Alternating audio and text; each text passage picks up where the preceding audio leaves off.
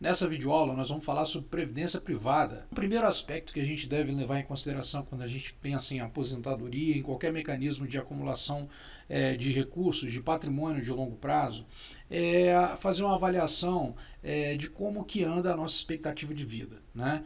Então, se a gente observar ao redor do planeta aí, nós vamos observar que a fatia de idosos na população, tanto brasileira como dos outros países que já fizeram esse processo antes, né, ela vai crescendo, né? A faixa, a idade média da população vai subindo e a gente diz que a população vai envelhecendo, né? Casos esses que a gente já vê na Europa há muito mais tempo, por exemplo. Né? Então isso é uma notícia muito boa porque as pessoas passam a viver mais tempo do que viviam, né, em décadas passadas, porém cria um desafio que é o seguinte: né, como nós vamos viver mais tempo, nós temos que pensar mais em aposentadoria ou em acumular recursos que subsidiem uma qualidade de vida nossa após o período do trabalho. Então, se a gente quiser realmente ter boas condições de vida no futuro, a gente precisa compreender o nosso sistema de aposentadoria hoje e se planejar para o que pode acontecer de mudança daqui para frente e tentar minimizar os impactos disso para ter uma excelente qualidade de vida no futuro. Então, como a gente estava falando, a gente pode observar a expectativa de vida das pessoas segundo o IBGE. Né? Então, observem que no começo do século passado, 1900, as pessoas tinham a expectativa de viver 34 anos. E isso vai se modificando década a década, né? 1940, 39, 43, desculpa, 1950, 43 anos, 1960, 56, e nós temos hoje uma expectativa de vida, 2010, entre 73 anos de idade e de 76, que é o que se espera, que se projeta que tenha para 2020.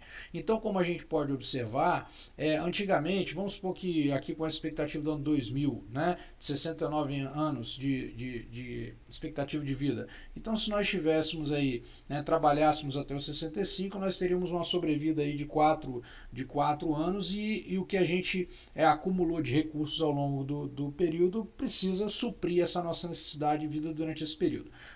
Quando a gente alonga mais a nossa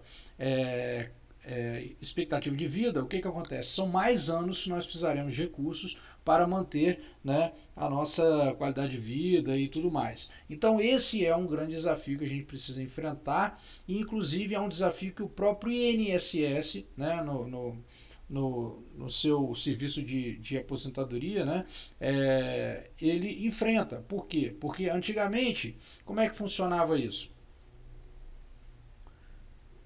Antigamente funcionava, na verdade hoje, né, ainda funciona no regime de repartição simples. O que é o regime de repartição simples? O INSS pega todas as pessoas que estão na ativa, que estão trabalhando hoje, né, pega todos nós aí que estamos trabalhando hoje e recolhe um valor, né, relativo ao INSS das pessoas para pagar as aposentadorias das pessoas que já estão aposentadas. Então isso que a gente chama de regime de repartição simples, né? E aí a gente tem uma mudança de cenário muito grande, porque em 1940 nós tínhamos 31 trabalhadores para cada aposentado. Então o recurso que era recolhido era superior, muito superior ao recurso que tinha que se pagar de aposentadoria.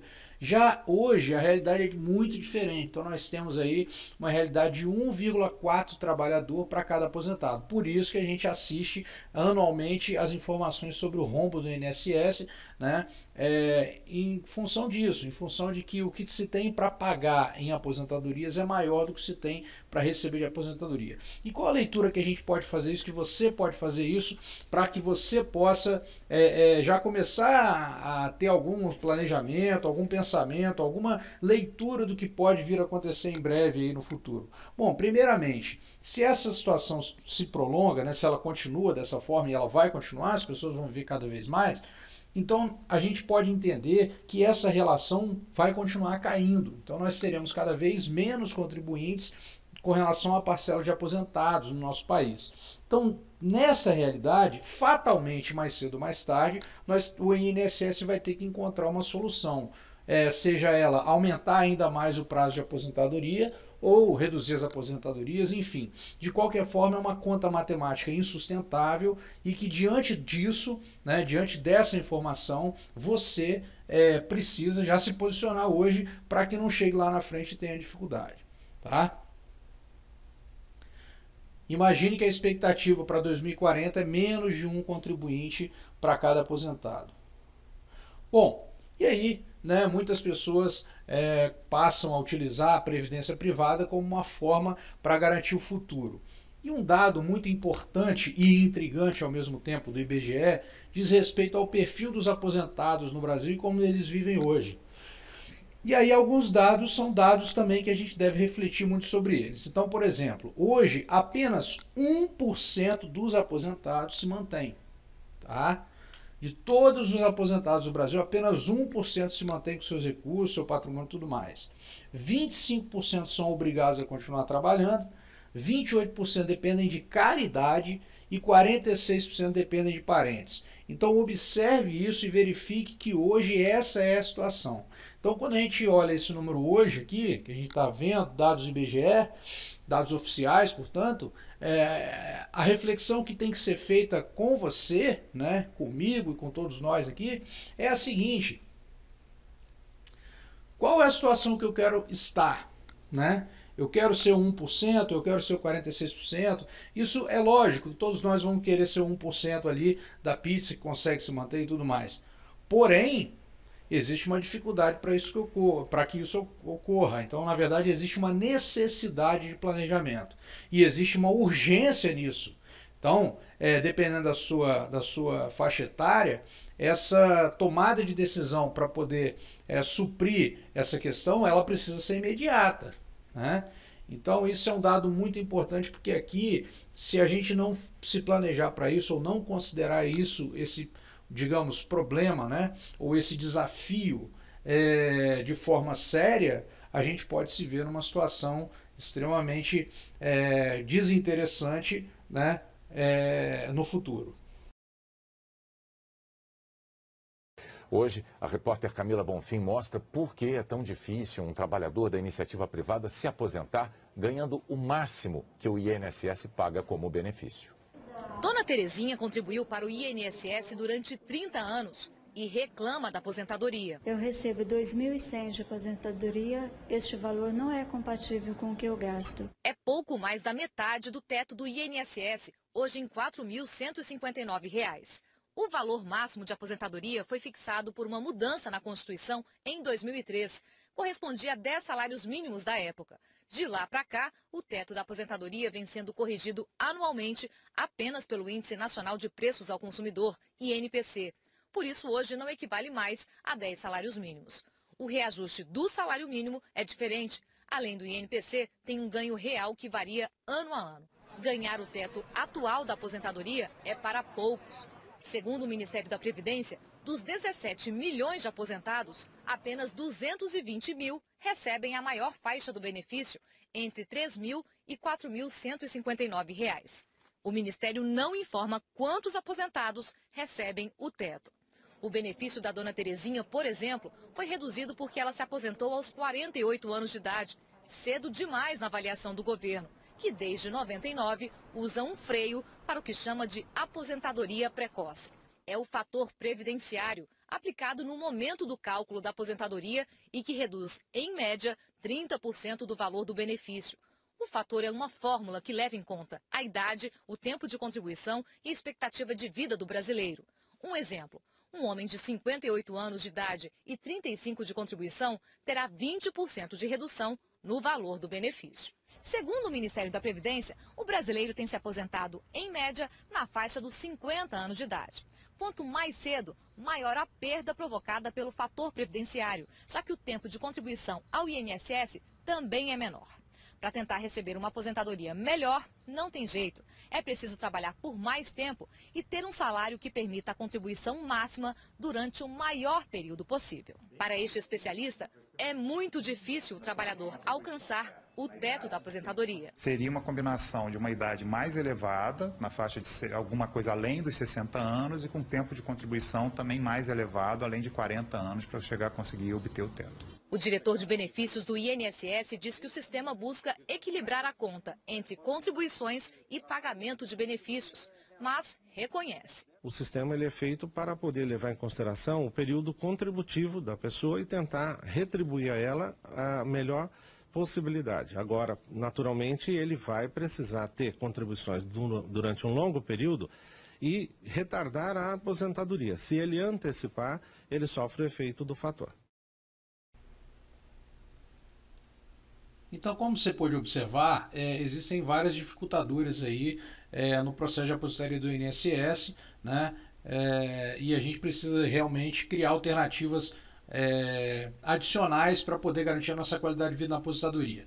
E aí é que entra a previdência privada, né? O que é uma previdência privada? Na verdade, a previdência privada é uma solução complementar à previdência pública, né? Cujo seu objetivo é manter o padrão de vida que você tinha durante a sua atividade, né? O que você tem hoje. Então, por exemplo, vamos supor que uma pessoa hoje ela tenha um custo de vida da ordem de R$10.000, né? Então essa pessoa precisa desse recurso para poder honrar com seus compromissos, suas despesas, sua qualidade de vida. Só que a previdência do INSS, a previdência pública, como a gente viu, tem um teto. Então, ela, por exemplo, se ela ganha R$10.000 hoje e ela se aposentar, ela vai passar a ganhar o teto do INSS, que é R$4.159.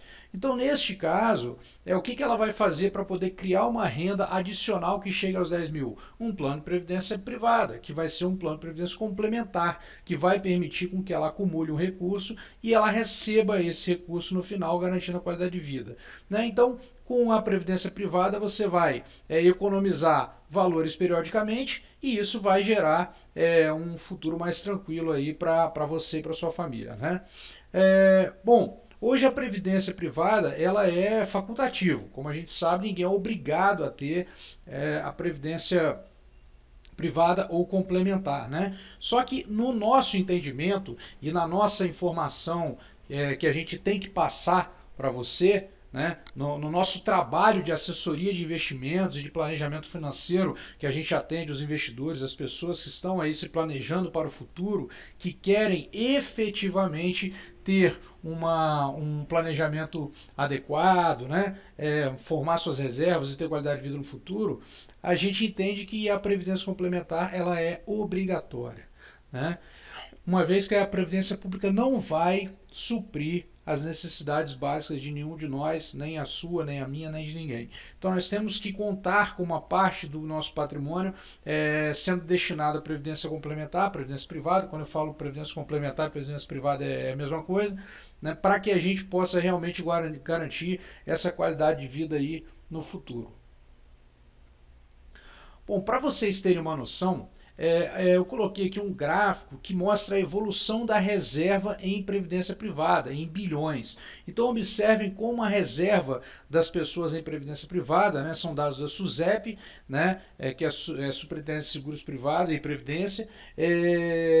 Você está vendo aí a evolução do capital que as pessoas hoje guardam em previdência, reservas em previdência, do dinheiro que o montante das pessoas guardam em planos de previdência complementar. Então isso mostra como essa preocupação vem crescendo ao longo dos anos e vem sendo uma necessidade cada vez mais iminente das pessoas aí terem um plano de previdência complementar.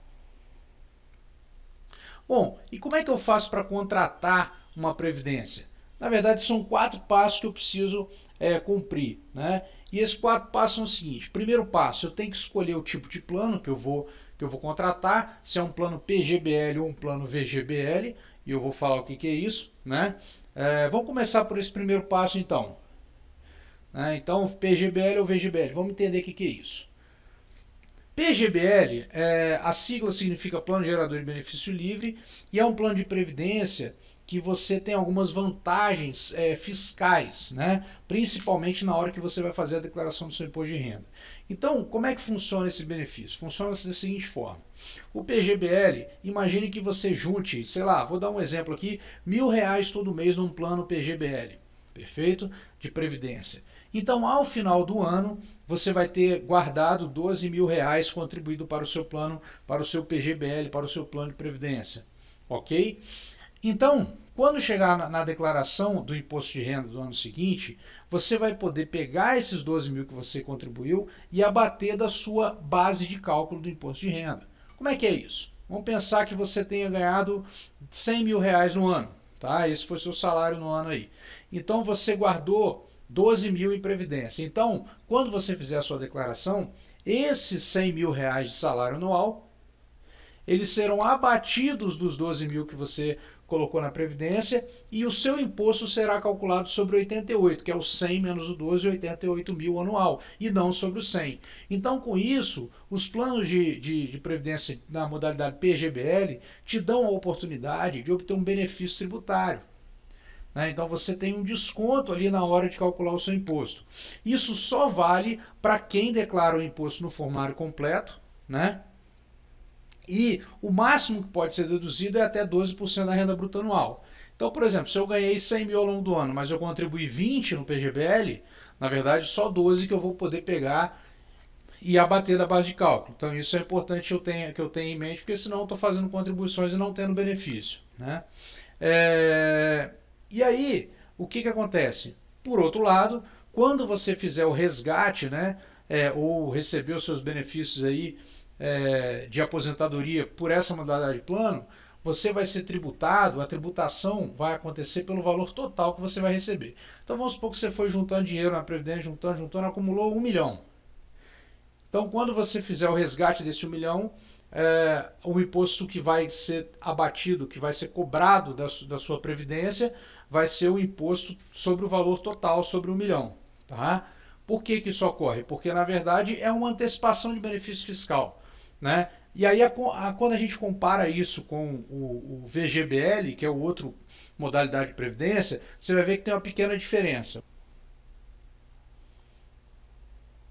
Então aqui o que a gente estava falando, o incentivo fiscal, né? Sem o PGBL, por exemplo, eu tenho uma receita aqui no caso de 60 mil, a alíquota é 27,5%, imposto a pagar e tal. Com o PGBL eu vou abater os 12% que eu contribuí, né? Então meu imposto vai ser menor, tá vendo aqui a diferença? Então essa economia que eu vou ter, né? Lembrando então que para eu optar pelo PGBL, eu preciso fazer a declaração completa, no formulário completo de imposto de renda, e preciso ter um vínculo geral com a Previdência Social.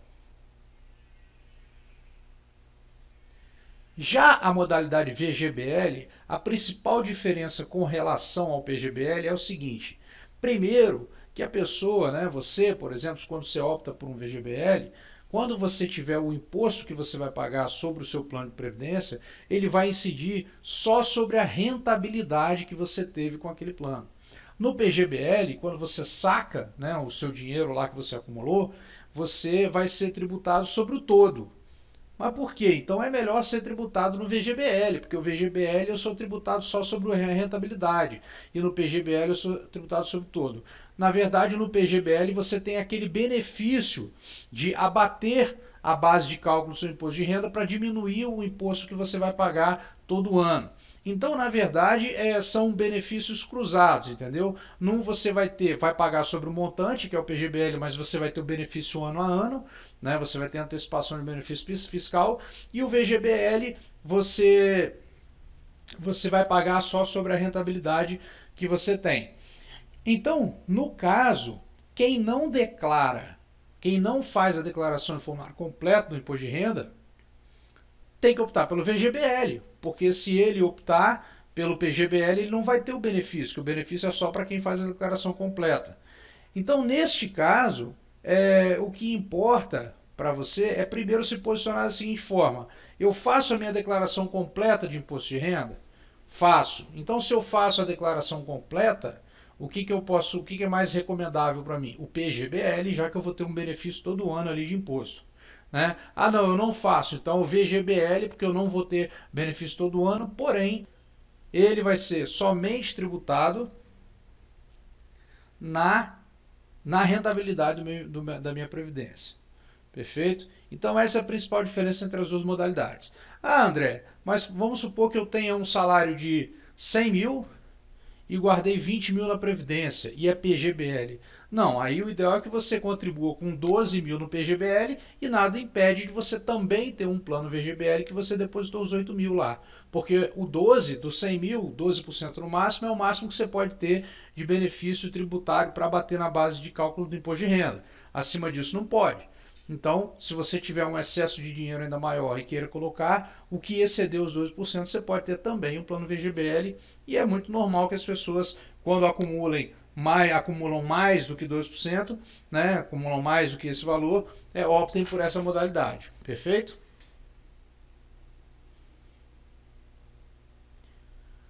Quando a gente compara o PGBL com o VGBL, a gente vai ver o seguinte: aquilo tudo que a gente falou, né? O PGBL, contribuição dedutível da base de cálculo de IR até 2%, sim. VGBL, não. Cálculo do imposto de renda incide sobre o total resgatado ou sobre a renda recebida, incide apenas sobre o ganho do capital quando ocorre o resgate ou recebimento da renda. Possibilidade de opção pela tabela regressiva de tributação, os dois podem. Incidência de come-cotas, nenhum dos dois tem. Isso aqui nós vamos falar já mais adiante o que é isso aqui. Tá? Então, basicamente, a escolha entre um plano de VGBL ou PGBL vai depender da maneira que você vai fazer sua declaração de renda. Então, é essa a forma de decisão. Faz completa? PGBL. Faz simplificada? VGBL.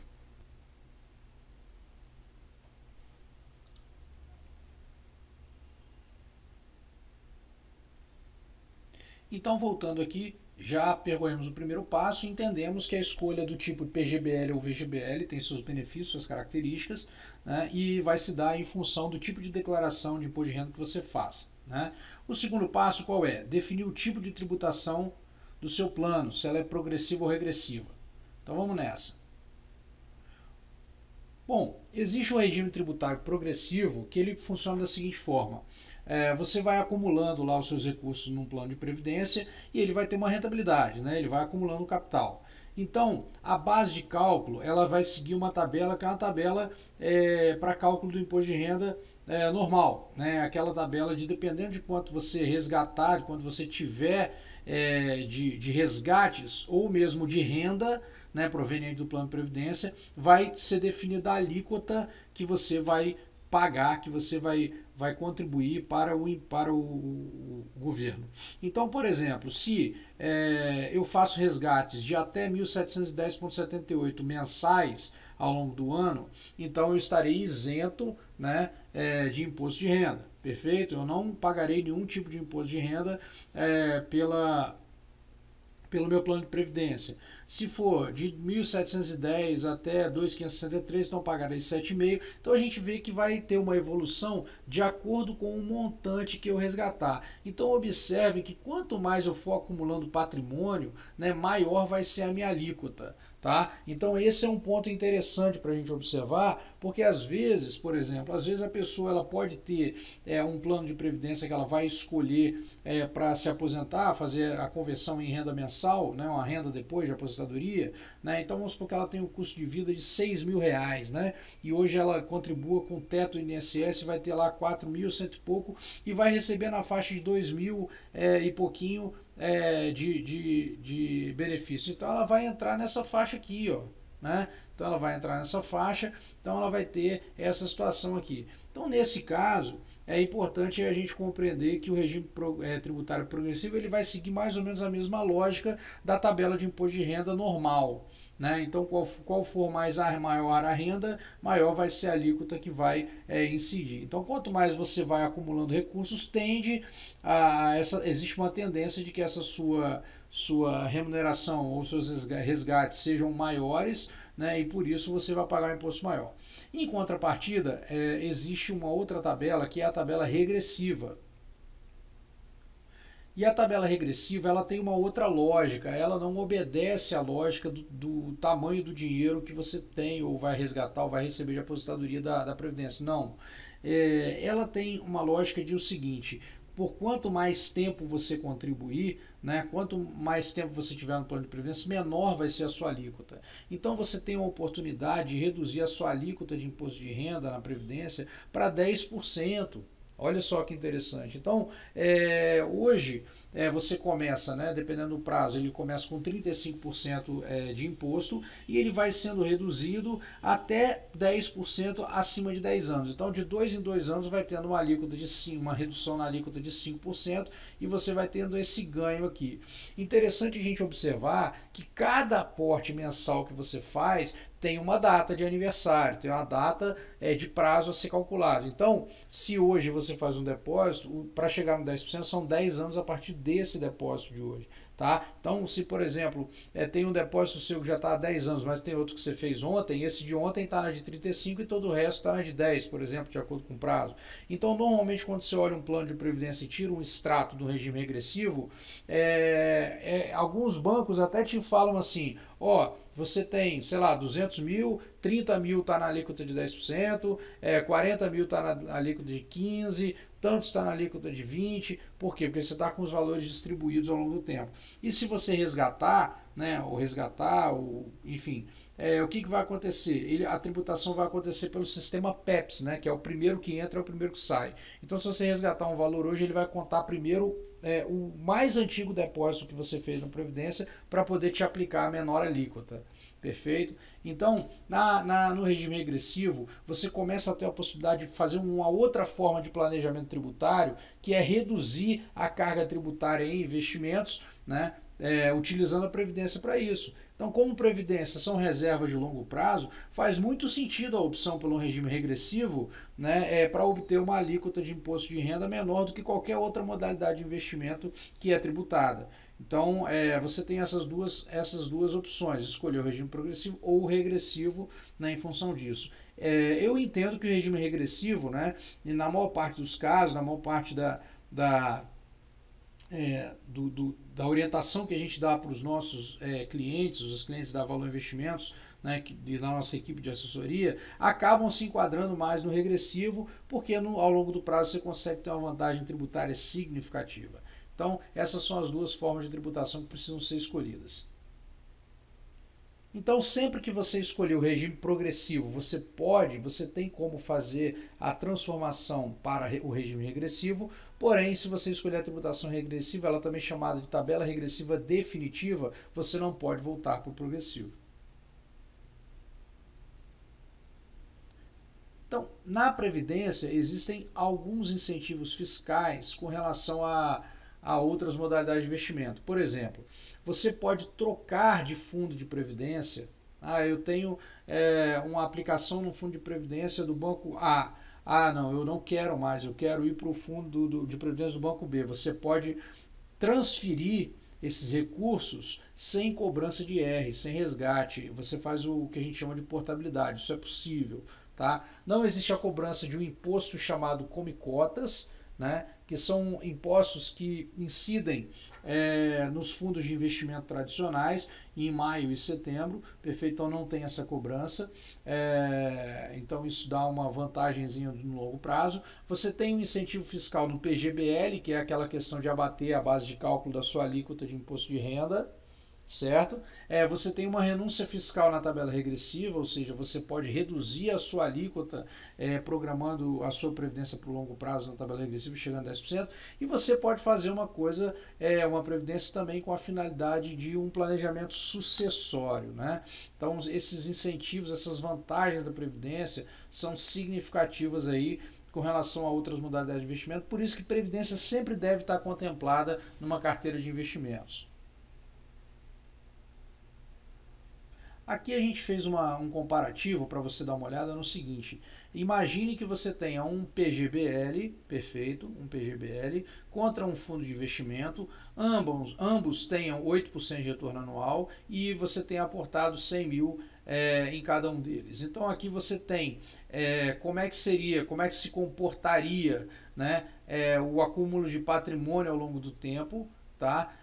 Em cada uma das modalidades aí. Então observe que pela vantagem fiscal, pelos aspectos fiscais, no longo prazo, o PGBL tende a apresentar um benefício maior e te proporcionar uma formação de rentabilidade de patrimônio ainda maior do que nos fundos de investimento. Então aqui, se você olhar, vai ter o fundo de investimento aqui, vai ter o PGBL na tabela progressiva aqui, e aqui você vai ter o PGBL na tabela regressiva. Então observe que no longo prazo você sempre vai ter um ganho maior aí com os planos de previdência, principalmente em função das vantagens fiscais que representam. Observe que essa diferença nesse caso chegou a R$ 499 mil, de algo que começou com R$ 100 mil e foi rendendo de maneira linear. Ok? Aqui é o percentual de ganho e de perda do VGBL na tabela regressiva sobre o fundo de investimento, tá? Então, essa é uma outra conta também que é feita da seguinte forma: qual que é a tributação de um e de outro. Então, você pode ver que a partir de um determinado prazo, o VGBL começa a ser mais vantajoso. Aqui ele está desvantajoso, aqui o fundo de previdência no curto prazo está ganhando em termos de tributação, né? E depois ele começa a ficar mais favorável para o VGBL, que vai ganhando aí eficiência tributária sobre o fundo. Então, é uma forma de você enxergar também que previdência, né, pela possibilidade de um planejamento tributário que você vai fazer com parte do seu patrimônio, vai te proporcionar a oportunidade de ter uma rentabilidade ainda superior, né, ainda superior aí, a um fundo de investimento normal, porque no longo prazo esse benefício fiscal faz toda a diferença, faz todo sentido. Obviamente que a gente precisa considerar que não é para você pegar e então eu vou tirar tudo dos meus investimentos e colocar em previdência, não, porque você tem uma necessidade mais imediata de recursos, você tem outras estratégias, você tem outros motivos para ter o dinheiro aplicado em várias modalidades. E isso é alvo do nosso trabalho de orientação, né, de auxílio aos investidores que a gente realiza no nosso trabalho de assessoria de investimentos, cujo objetivo é justamente auxiliar as pessoas a encontrarem os melhores investimentos no mercado financeiro, tá? Analisando isso em mais de 100 bancos diferentes. Voltando para os passos, né, já demos o primeiro passo, escolha o PGBL ou VGBL, já demos o segundo passo, que é o passo de tributação progressiva ou regressiva. O terceiro prazo é escolher o tipo de fundo adequado ao seu perfil, né, isso aqui é importantíssimo, vamos a ele agora, vamos bater um papo sobre esse passo especificamente agora. E aí, o que a gente tem que saber? Que um fundo de previdência, ele pode ser um fundo que só compre ativos de renda fixa, um fundo conservador. Ele pode ser um fundo que só compre ativos de renda fixa, mas também tem um pouquinho de ativos de risco, como fundos multimercados dentro da carteira, ou mesmo ações dentro da carteira do fundo. E isso que vai te dar uma perspectiva de risco-retorno daquele fundo. Então, na verdade, os fundos de previdência, eu quero um fundo extremamente conservador, então ele vai comprar títulos públicos e tudo mais. Então a rentabilidade vai ser aquela ali, mais tranquila, sempre positiva todo ano, e você nunca vai almejar uma rentabilidade um pouco mais forte em determinados períodos aí do mercado financeiro. Mas o que deve dizer, o que deve explicar, como você deve escolher o perfil desse fundo? Primeiro, você deve fazer sempre um formulário de perfil, né, um formulário de avaliação de perfil para entender qual é o seu perfil. Então, normalmente, os perfis dos investidores são categorizados, aliás, em 4 perfis diferentes: conservador, moderado, agressivo e agressivo. E quanto mais o seu perfil chegar perto do agressivo, mais agressivo será esse fundo, terá uma parcela maior em ações e tudo mais. Então, esse gráfico ele mostra para você o seguinte: ele mostra uma relação de risco-retorno, tá? Então é o seguinte, aqui o retorno, aqui o risco. Então neste caso, se eu quero baixo risco, né, então o que eu vou fazer aqui? Eu vou começar a investir em fundos que investam essencialmente em títulos públicos atrelados ao CDI, uma coisa mais simples assim, né, CDBs e tudo mais. Então eu vou escolher um fundo conservador. Então eu vou ter aqui essa rentabilidade aqui, esse risco aqui, e vou ganhar esse dinheiro aqui. Eu quero uma rentabilidade maior, perfeito, então vem para cá. Porém você vai estar correndo um risco mais elevado, então esse fundo vai oscilar mais. Todo mundo fala, eu quero ganhar mais com baixo risco. Isso aí não existe, tá? A relação risco-retorno, ela vai acontecendo e existe o risco maior justamente por existir uma perspectiva de retorno maior. Então, isso faz todo sentido. E existem os fundos, né, ciclo de vida, que são fundos de previdência, que eles começam com uma parte maior em ações e depois eles vão reduzindo de acordo, considerando que a pessoa vai vai envelhecendo e que ela precisa ser mais conservadora quando ela está com a idade mais avançada e mais agressiva quando ela está com a idade mais nova. Então essas são as características dos fundos, então você tem que escolher um fundo que se adeque ao seu perfil. Então pode ser um fundo conservador, pode ser um fundo moderado agressivo e tudo mais. Isso vai dizer da volatilidade, ou seja, do risco, de quanto a rentabilidade desse fundo que você escolheu de previdência vai oscilar. Então todas as instituições financeiras têm fundos em todos os perfis, só que é importante você saber que isso existe, porque você não pode comparar, por exemplo, um fundo moderado com um fundo conservador, um fundo agressivo com um fundo moderado. Você tem que comparar sempre produtos, né, fundos de mesma característica.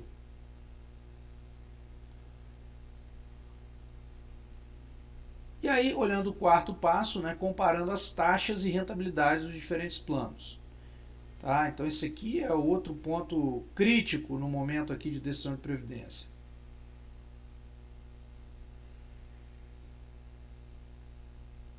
Então, observe, por exemplo, nós colocamos aqui planos de previdência, né, plano A e plano B, né, são simulações aqui, na verdade, exemplos hipotéticos, né? Onde você faria uma contribuição mensal de R$500 durante 35 anos. No plano A existe uma taxa de carregamento de 2%, uma taxa de administração de 3% ao ano, tá? E uma rentabilidade de 6%, certo? Então aqui no plano B não tem taxa de carregamento, a taxa de administração é 1% ao ano e a rentabilidade anual 7% ao ano. Então essa diferença simplesmente vai te fazer acumular um valor muito maior por ter escolhido planos com menores taxas de administração e taxa de carregamento. Então repare que se duas pessoas hoje chegarem para contratar dois planos de previdência, pode ser você e um amigo, você e um irmão, você e o seu cônjuge, né? Você chega agora para contratar, se vocês escolherem mal, pode ser que os dois contribuam exatamente com o mesmo valor, R$500 durante todo 35 anos, e que um consiga acumular ao final do período R$355 mil e o outro R$682 mil, simplesmente por conta dos custos envolvidos na escolha do produto de investimento, né? do produto de investimento, que é o fundo de previdência em questão.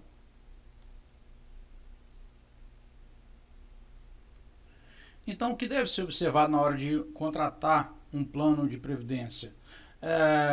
Primeiro, são 3 aspectos básicos que a gente tem que levar em consideração, né? Todos eles, na verdade, se entrelaçam. Tem relação com os custos, né, que é a taxa de administração e a taxa de carregamento, e a própria rentabilidade do fundo de previdência que você está avaliando. Então, é importante a gente entender aqui o efeito de cada uma dessas variáveis aí, como a gente já mostrou em slides anteriores, o impacto que isso pode trazer na formação do seu patrimônio de previdência. Um dado aqui que a gente falou, uma taxa que nós falamos ao longo da apresentação e que a gente ainda não conceituou, não explicou exatamente como é que ela funciona, é a chamada taxa de carregamento. A taxa de carregamento é uma taxa cobrada em todo aporte que você faz no seu plano de previdência. Então, por exemplo, se você faz aportes mensais de R$100 e a taxa de carregamento é de 5%, então significa que você está aplicando dos R$100 que você paga, 5 vão para o banco, que é a taxa de carregamento, é um custo que ele está cobrando, e 95 vão compor o seu saldo da instituição. Então isso traz um custo excessivo para o investidor, na medida em que essa taxa, na verdade, retira, né, dele a capacidade de acumular patrimônio, diminui a capacidade de acumular, porque esse dinheiro está indo para o banco, né? E a maioria dos planos de previdência no mercado cobram essa taxa. Então, é importante entender e ver se há como driblar essa taxa. A gente vai mostrar aqui que há como você se livrar dessa taxa, tá? E é isso que a gente tem que fazer quando a gente vai buscar um plano de previdência e tentar melhorar o desempenho dos nossos investimentos. Bom, aqui é um exemplo de um extrato, né, como é que normalmente aparece. Está aqui um extrato, a pessoa que está contribuindo 243,38 todo mês, e é abatida essa taxa de carregamento em cada aporte, tá? Então, essas taxas, a taxa de administração e a taxa de carregamento, elas diminuem a sua formação de patrimônio. Porque pensa o seguinte, como é que você vai formar o seu patrimônio na Previdência? Primeiro ponto, você vai ter um período onde você vai juntar dinheiro, né, até formar sua reserva, que depois vai ser suficiente para sua aposentadoria.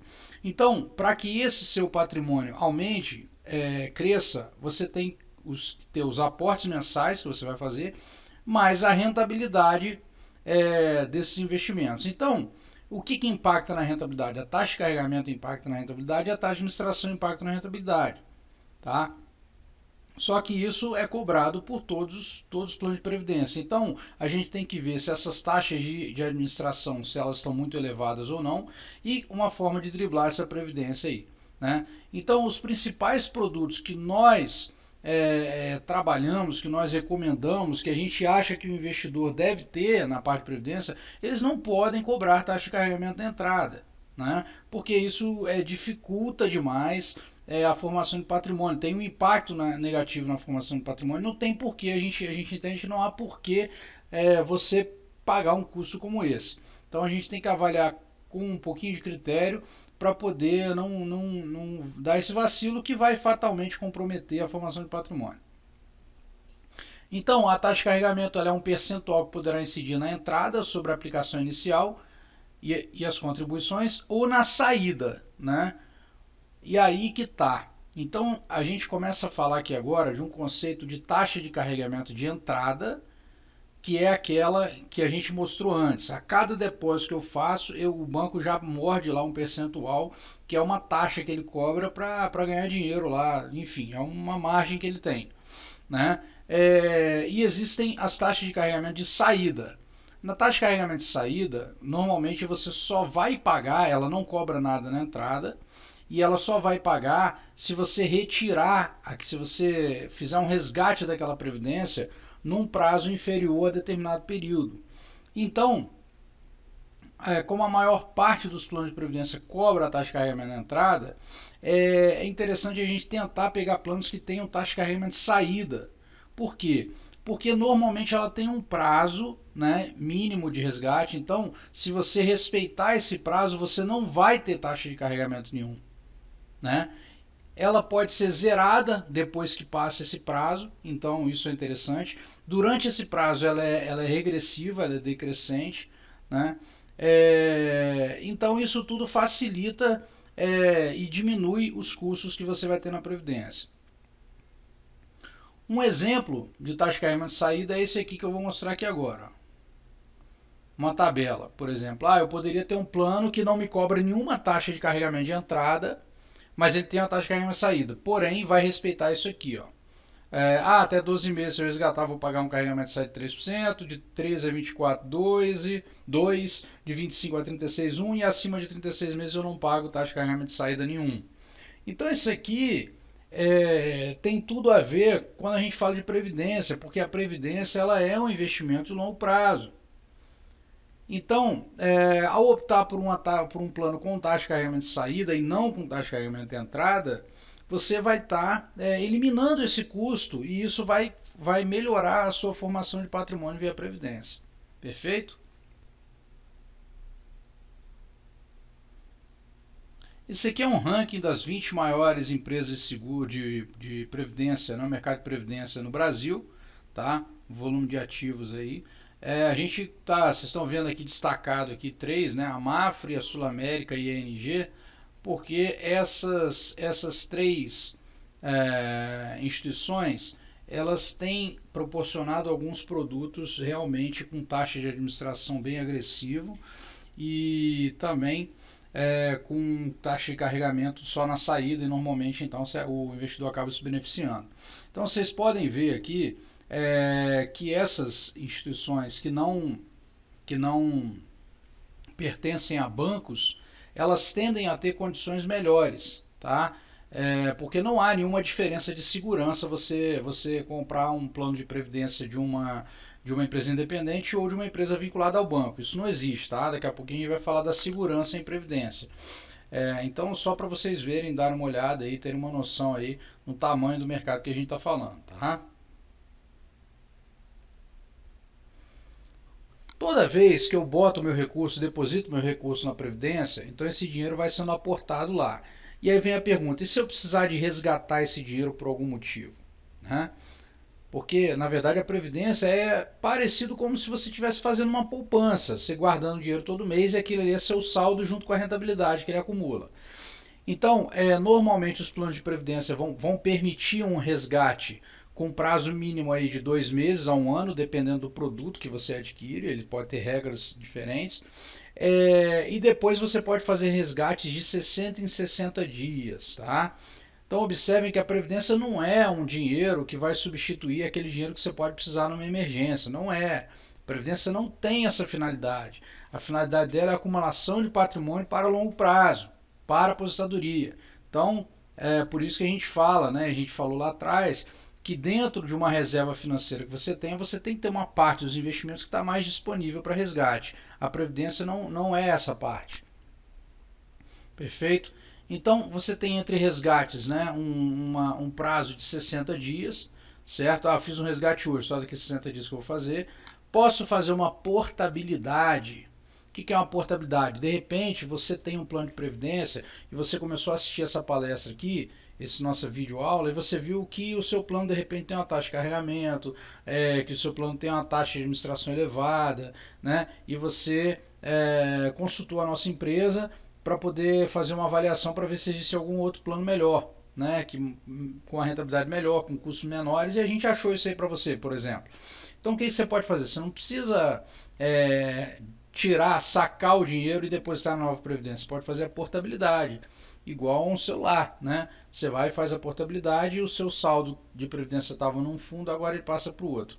Existe um prazo entre portabilidades, um prazo mínimo de 60 dias, e a portabilidade também pode ser feita entre fundos da mesma instituição, com prazo menor de 30 dias. Imagina que você adquiriu, fez um plano de previdência privada e sei lá, vou dar um exemplo aqui, na Icatu, e esse é um produto agressivo, então ele tem mais oscilações, então você avaliou, poxa, é melhor eu fazer um plano conservador. Então dentro da própria Icatu você encontrou um outro plano que te atendesse, então você pode fazer essa portabilidade aí, né? Lembrando que durante essa previdência você indica também o beneficiário da previdência. Então, caso aconteça alguma coisa com você, que é o proprietário, essa reserva vai ser liberada, que é o titular, né, da previdência, essa reserva vai ser liberada automaticamente para o beneficiário que você colocou lá, né? Inclusive você pode colocar inclusive com os percentuais, pode dividir para o filho, para a esposa, para o outro filho e por aí vai. Agora, um ponto aqui que é muito interessante, que causa muitas dúvidas aí nas pessoas quando vão contratar a previdência, diz respeito a esse recebimento da reserva e o resgate, né? Recebimento do benefício, né? Isso aqui é uma coisa que a gente precisa entender e eu vou querer que você tenha total atenção nesse ponto agora. Primeira coisa, como eu falei, a previdência ela nada mais é como se fosse uma reserva financeira, uma poupança, né, onde você vai depositando, você vai ter uma rentabilidade melhor do que a poupança, vai ter uma série de benefícios fiscais aí que a gente já detalhou, e esse dinheiro ele vai se acumulando junto com a rentabilidade, vai se acumulando e vai chegar lá na frente com um patrimônio X. Então vamos supor que eu depositei R$500 por mês, agora eu estou com 700 mil depois de não sei quantos anos, tá? Esse dinheiro, o que você pode fazer quando você vai se aposentar? Você não precisa pegar esse dinheiro e isso vai ser transformado numa renda mensal. Você tem várias alternativas.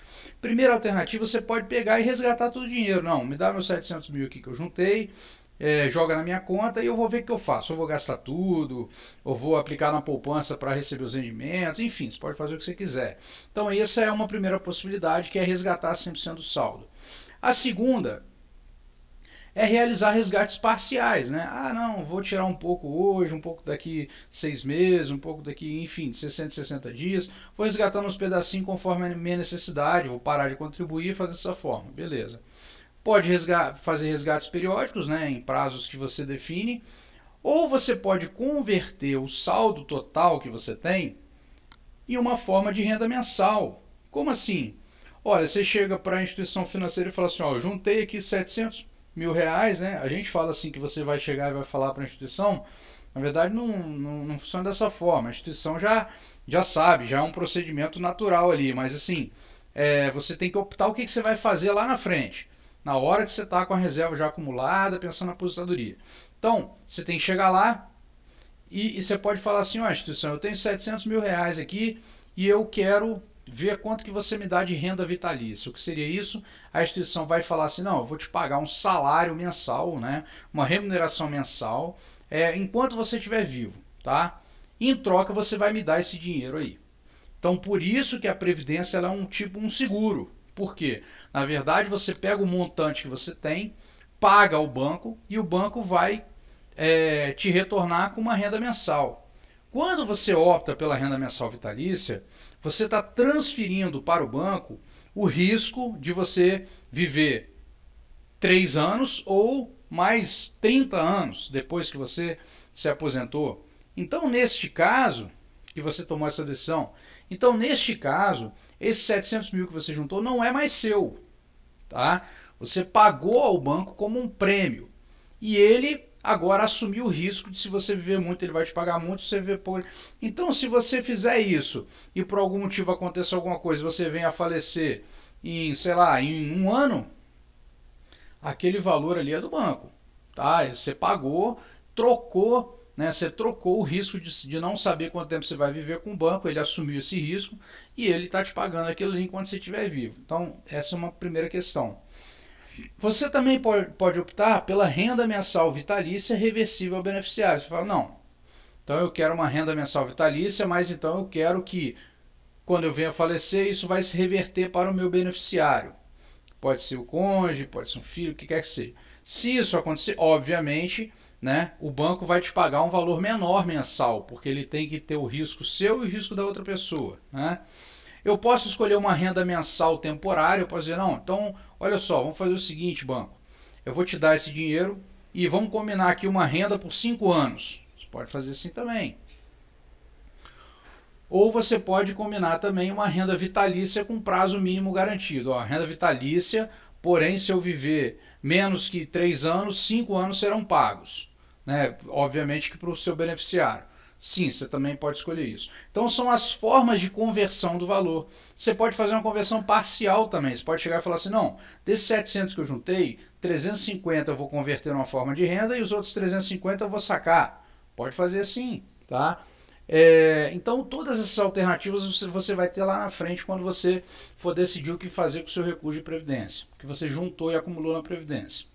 Então não é só transformar numa renda mensal. E isso é importante porque muitas vezes a pessoa chega num banco, né, você já pode ter passado por isso, você chega num banco e fala assim, eu quero ver minha previdência. A pessoa chega lá e pergunta assim, quanto você vai pagar? Tanto, então tá, sua renda mensal vai dar tanto. Na verdade aquilo ali é uma estimativa. Aquilo estima-se uma rentabilidade anual, estima-se, né, que essa rentabilidade, né, vai ser aquela e que por isso, se você juntar aquele valor todo, vai dar aquela conversão. Porém, você pode juntar mais ou menos. Então aquilo tudo é um planejamento, é uma estimativa. Não significa que o banco está comprometido a pagar aquele valor na hora que você contrata. Nada a ver. Então, isso é importante você entender. E aí a gente fala, né, a renda vitalícia é vantajosa, ela vai levar em consideração o saldo no final do plano, a idade de aposentadoria, né, que aí para o banco calcular quanto tempo de expectativa ele acha que você pode ter.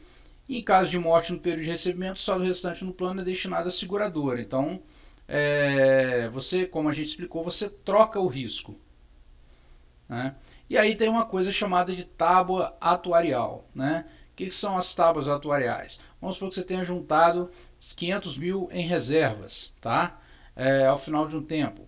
Então, você tem a tábua atuarial, por exemplo, aqui eu estou dando exemplo da tábua atuarial AT2000 mais 3%, que é uma tábua americana que leva em consideração a expectativa de vida das pessoas lá no ano 2000, mais 3, uma rentabilidade mínima um ano aí, que vai se transformar num fator, e esse fator vai ser multiplicado pela reserva que você tem para dizer qual é a sua renda mensal. Então, se você tiver 65 anos, sua renda mensal vai ser essa aqui. Se você tiver 60, se você tiver 55, vai ser essa aqui. Por quê? Por que vai ser menor? Porque o banco vai entender que você vai viver mais tempo. Então, ele vai te pagar um valor menor. Certo? Outro tipo de tábua atuarial, a tábua BRMS mais 0, que é brasileira, né, agora de 2010, se não me engano. Então ela já considera a expectativa de vida agora, mais atual. Então, por considerar a expectativa de vida mais atual, o que vai acontecer com essa tábua? Ela vai fazer uma conversão pensando que a gente vai viver mais tempo do que quando ela fez essa conta lá no ano 2000, que ela achava, né, que ia viver menos tempo. Então, ia ter mais, agora ela vai ter mais tempo para pagar. Então, olha que simplesmente a mesma reserva, com tábuas atuariais diferentes, vão te dar benefícios diferentes e muito diferentes. Diferença aqui, ó, de R$1.000 aqui, quase R$1.000 aqui, quase R$1.000 aqui, tá? É o mesmo valor. Então, quando você contrata a sua previdência, você tem que saber qual é a sua tábua atuarial, que lá no futuro, caso você queira transformar a sua renda, o seu dinheiro, o seu patrimônio acumulado em uma renda vitalícia, essa tábua vai ser aplicada, tá? Então, isso aqui também é um outro ponto que a gente tem que ver. Então, ó, taxa de administração, taxa de carregamento, entrada e saída, quanto que é e tudo mais, rentabilidade, comparando os fundos do mesmo perfil, e tábua atuarial. Tudo isso precisa ser considerado para a escolha de um plano de previdência que atenda aos seus anseios. Tudo isso aí. Perfeito? Uma outra coisa que você pode utilizar a previdência também no seu planejamento familiar, no planejamento sucessório. O planejamento sucessório é aquele planejamento que a gente vai fazer com a finalidade de transferir o nosso patrimônio para os nossos herdeiros, né? Então, normalmente isso é feito através de um processo de inventário, onde você vai ter os advogados e tudo mais, família brigando e tal, vai anos de espera aí, né? Um monte de burocracia, levantamento e tudo mais, para definir para quem vai, que proporção, aquela coisa toda. Quando você faz um planejamento sucessório, você já, né, em vida começa a se programar para isso. E a Previdência, ela te auxilia nesse processo. Por quê? Porque na Previdência você define diretamente ali no seu plano de previdência quem são os seus beneficiários.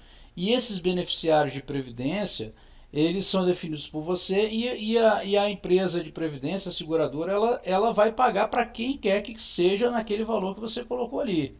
Tá? Então você consegue planejar e numa velocidade muito rápida. Então você imagina se você tiver, sei lá, vou dar um exemplo aqui, 1 milhão, 2 milhões, 100 mil, não importa o valor, 50 mil, sei lá, não importa. Aquele valor ali, se você tiver esse valor e esse valor tiver que ser transmitido para os seus herdeiros, né, vai ter que entrar no processo de inventário. Quando ele está aplicado em previdência, você já destina, eu quero que fique 30% para o meu cônjuge, eu quero que fique 20% para o filho A e 20% para o filho B. Pronto, né? Aí deu 70, faltou 30 ainda. E 30% para minha mãe. Posso fazer assim, né? Ou 30% para o meu sobrinho tal, que eu gosto muito dele. Você pode já fazer a sua definição ali do jeito que você quiser, certo? Então, caso aconteça aí a sua ausência, né? Nesse período, a liberação ela é muito mais rápida, né? Ela é direto para o beneficiário, ninguém questiona, o dinheiro de previdência não entra em processo de inventário. Então ele é muito mais simples para você fazer, é muito comum na utilização da previdência como instrumento de sucessão, tá? Então isso aí é uma coisa que, assim, vale muito a pena a gente sempre pensar nisso aí, porque a Previdência tem essa característica que facilita nesse processo. Então é possível escolher seus beneficiários à proporção de cada um, você pode fazer indicação de beneficiários de percentual da reserva que cabe a cada um, no momento da sucessão os beneficiários indicados recebem os valores acumulados sem obrigatoriedade de inventário, né? Você vai ter uma economia nesse processo de impostos, tá? Que o imposto de transmissão vai ter que ter, você tem os custos advocatícios, né? Normalmente a gente calcula em torno de 10% total dos custos aí com o inventário, né? E tempo que a reserva não tem obrigatoriedade de entrar em processo de inventário, então é pago diretamente aos beneficiários indicados de uma forma muito mais rápida, né? Em questão de dias aí. Então não é aquela coisa de meses, anos e tal, né? Então a Previdência também possui essa característica que é muito benéfica para o planejamento sucessório. Um aspecto que todo mundo sempre questiona é a questão da segurança. Ah, então tá, eu vou fazer minha previdência ou no Banco do Brasil, ou no Bradesco, ou na Caixa, porque essas instituições são maiores, são mais conhecidas e tudo mais, e elas, eu tenho, meu dinheiro está seguro. Na verdade, isso é balela, isso não tem nada a ver, e nós estamos aqui, né, a Valor Investimentos, eu estou aqui, justamente através desse programa aí de educação financeira, que inclui essa palestra de previdência, te mostrando, né, mostrando para você como você pode melhorar os seus investimentos quebrando uma série de informações que são mentirosas. E essa é uma delas. Então, hoje, né, os fundos de previdência, eles são fiscalizados pelo Banco Central, certo? Então, ele é separado, esse dinheiro ele é separado do caixa da empresa, do banco, no caso. Então, o banco não usa o dinheiro da Previdência para pagar a conta dele, nada disso, não pode. Nenhuma instituição faz isso com dinheiro de Previdência, é impossível, é proibido. Isso é um fundo separado. Então você tem a fiscalização do Banco Central. O que pode ter de risco num plano de Previdência ou não é o quanto que você escolheu na hora que você escolheu o perfil. Lembra lá atrás que a gente mostrou aquele gráfico, relação risco-retorno? Então o risco é se você escolher uma carteira agressiva, isso tem risco, mas aonde que está essa carteira, isso é indiferente. Se está num banco, no outro, ou numa empresa independente, não importa, não importa, isso aí realmente não importa.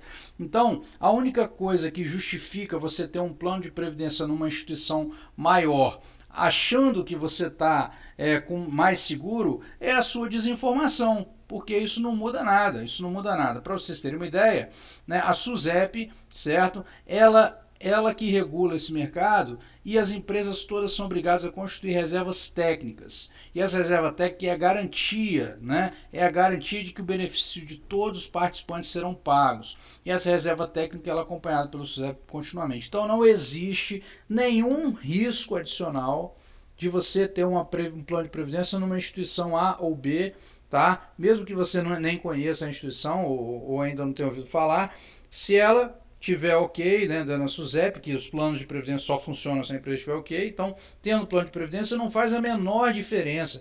Se essa empresa vier a quebrar amanhã, esse fundo de previdência ele é transferido para outra administrar. Então, não justifica, em hipótese alguma, você pagar mais por conta disso. Isso é fruto de desinformação. Então, como agora, né, a gente está falando sobre esse assunto, você está participando aí dessa palestra conosco, né, a gente espera que isso seja mais uma informação ultra válida que te auxilie a ganhar mais dinheiro, a melhorar a rentabilidade dos seus investimentos, por conta da informação que a gente está passando aqui para você, que é o nosso trabalho, tem a ver com o nosso trabalho de assessoria de investimentos, te orientar nesse processo. Então, depois disso que a gente falou, coloquei aqui um ranking de portabilidades. Quem são as empresas que estão mais recebendo portabilidade no ano, né? No ano 2013, né? Esse é o ranking aqui de agosto da SUSEP, certo? Vocês podem ver aí que as empresas estão recebendo. A Icatu é a campeã que mais está recebendo aporte, né, na Previdência, transferência proveniente de outras instituições, ok?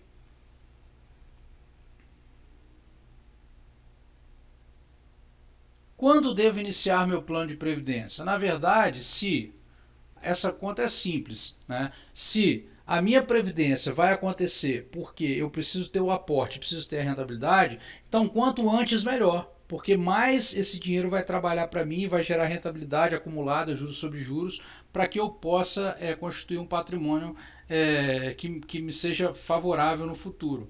Então não existe idade mínima, tá? Então se eu vou consumir com bastante antecedência, se eu vou contribuir com bastante antecedência, então eu posso até contribuir com menos, porque no longo prazo o juros sobre juros vai ser o maior responsável pela formação da minha reserva. Então é isso aí. Não existe uma idade mínima, né? Existem planos de previdência infantil, inclusive, que você pode fazer. Então aqui um exemplo de uma simulação de plano. Vou fazer uma simulação de plano. Eu quero contribuir R$200 por mês, tenho 25 anos, pretendo trabalhar até 65, a minha idade e tal. Então, se a minha rentabilidade líquida anual estimada, dependendo, então isso aqui é uma estimativa, né?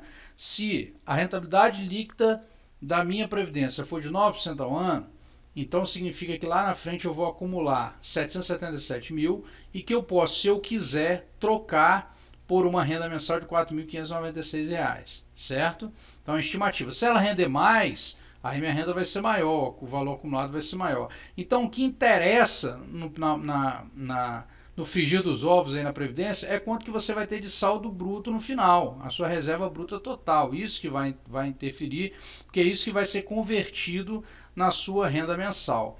Então, por isso que a rentabilidade, quanto maior ela for, maior a reserva e maior vai ser a sua remuneração, caso você queira trocar por uma renda mensal vitalícia. Perfeito?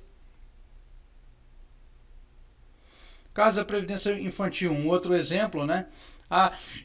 De 0 a 21 anos, rentabilidade média estimada 10% ao ano, então vou acumular 107 mil, vou ter uma renda temporária bruta, né, de 5 anos, por exemplo, de 1.936. Então isso é uma forma, a Previdência também te dá uma forma de criar projetos de longo prazo. Então nesse caso aqui, de repente eu posso garantir com 21 anos uma renda mensal para o meu filho, por exemplo, que está nascendo hoje, já para quando ele sair da faculdade já ter algum recurso ali para se virar, uma mesada, uma coisa assim, e que vai dar tranquilidade para ele na entrada do mercado de trabalho, por exemplo. Ou que ele pegue esse dinheiro todo e utilize de uma outra forma, mas são formas de você planejar, fazer planejamento de longo prazo também. A Previdência também vai te auxiliar nisso por causa da questão tributária. Lembra da tabela regressiva?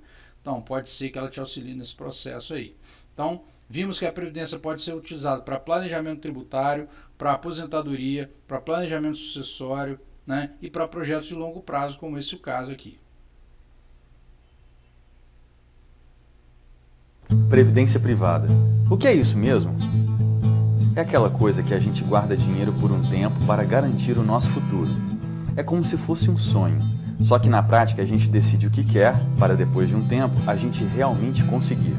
Escolhemos o caminho que queremos trilhar e caminhamos com calma e segurança em direção ao futuro. Mas esse caminho é bem importante. Não seria legal se você escolhesse o caminho errado e depois te dissessem para escolher entre dois, quando na realidade existem centenas de alternativas que são drasticamente diferentes e que mudam totalmente o tamanho do seu sonho. Estamos falando de um caminho que você vai ficar anos percorrendo. Não faz sentido você tomar essa decisão em uma conversa de 15 minutos com algum engravatado. O que você tem que fazer é olhar cada uma dessas centenas de alternativas na cara e não levar essa escolha de forma leviana. É comparar uma com a outra e saber que você realmente escolheu o melhor caminho.